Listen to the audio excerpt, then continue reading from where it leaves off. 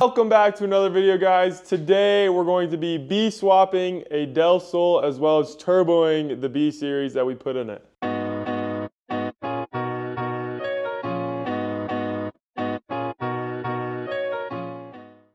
Alright, so this is how the car is coming to me in the shop. You can see it is a D16 Z6, so the SI motor that came in these Del Sols in America. This passenger side motor mount is broken, that's why it's sagging this way. So we're gonna take every single little thing out. We're gonna leave this radiator because I'm gonna use this radiator for the B series. If the camera will cooperate. And then we are gonna go ahead and throw, it is a B20 Z2 that I got for this. It's the higher compression B20. And then we're gonna go ahead and throw a turbo on that with a few little turbo parts. But yeah. All right, so this is the before on the Del Sol. You can see it is a D16 Z6, so the better D series, not the worst one. It has VTEC. It's the SI one that comes in these cars in America. Basically, we're gonna get rid of pretty much everything. I'm gonna keep this radiator because the radiator is a little bigger than the stock one, so this will be good for the B series. Another thing I didn't mention is this mount is broken on this side, so that's why it's sagging this way. But we're changing all that, so that's good.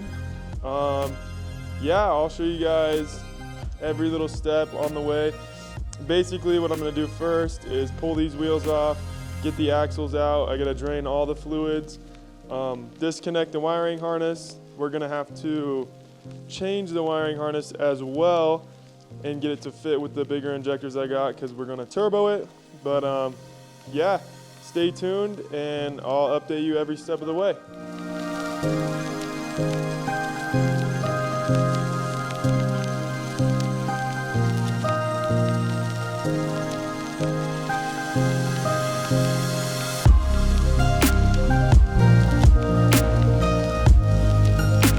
All right, so the motor is out of the Del Sol.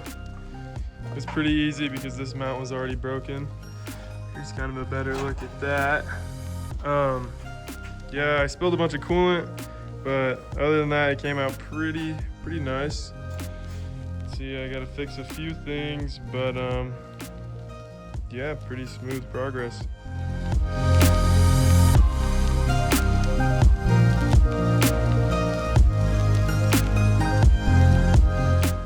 All right, so we got the B20 fully rebuilt. We put some Kings Racing bearings in it, some Hassing piston rings. There's a new distributor, some NGK wires, some random little stuff. We got an AEM oil pressure sensor in the back, as well as some new lines for the turbo. This is gonna send coolant. I am deleting the IAC because we're not gonna use it. Other than that, everything's pretty much ready to go in. We did put a pucked clutch in here. It should change it a little bit. Also got some 1320 mounts. I think these are 85A. So stiffer than the stock ones for sure. We were running some 75A before. You can see that right there. We also redid the timing belt as well as the water pump, the tensioner, all the stuff like that. We put a new alternator on as well. I was telling him he got to break it in for like 100 miles, and then we're gonna change the oil, check everything, make sure it's all good, and then we can turn it up. All right, so I just got this motor in. You can see all three motor mounts are bolted down. There was a few broken studs, so I replaced this stud, and the stud up here. But something weird too is if you look right here, the engine sticks above the fender, so we don't know if we're gonna be able to fit a hood on it or not. Other than that though, everything's going super smooth. It took a little bit longer to put the engine in, but overall no complaints with that. I still have to connect the wiring harness, put the battery back in, all the little knick-knack stuff, make some intercooler piping and stuff like that. But yeah, some huge progress. All right guys, so we just got the turbo manifold on as well as the turbo. We're missing the outside of the turbo right now because I gotta drill and tap it. But I just finished this exhaust. It came out great, I think. I was asking him if he wanted me to cut it flush, and he said he doesn't really mind. So we're gonna leave it like this for now. If he has a problem with it later, we'll figure it out. Now I'm working on this intercooler piping. You see, I just welded this little piece right here. Comes down here. It'll be a little 90 like that and come around to an intercooler in the front and then all the way back around to right here. But yeah. All right, so I'm inside the Del Sol right now. You can see I just made this little gauge pod holder, whatever you want to call it. It goes in place of where the radio is. I tapped into the radio wiring, so everything's nice and easy. If we grab the keys here, let's see. Turn the ignition on, all the gauges fire up, super sick. I still have to wire in the boost gauge. Actually, I just gotta plug the sensor in. But yeah, I'm super stoked about that. I think it came out great. I'm gonna go ahead and put all the trim pieces back in, put the little boot on, and yeah. This is what the inside is looking like so far.